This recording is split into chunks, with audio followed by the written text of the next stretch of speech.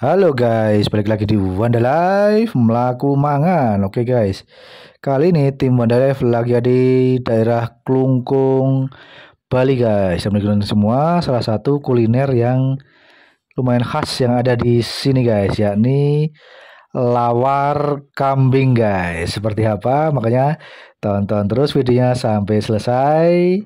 Dan semoga bisa jadi referensi buat kalian semua yang lagi nyari kuliner khas Klungkung guys. Salah satunya ini guys, lawar kambing guys. Ini ada di satenya juga, sate lumayan legend ini guys di Klungkung.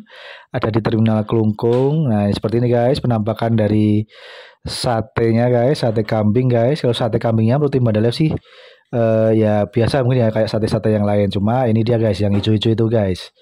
Lawar kambingnya guys itu baru pertama kali Tim Badalef makan lawar babi guys dan ada di Klungkung ini guys. Kok lawar babi, lawar kambing.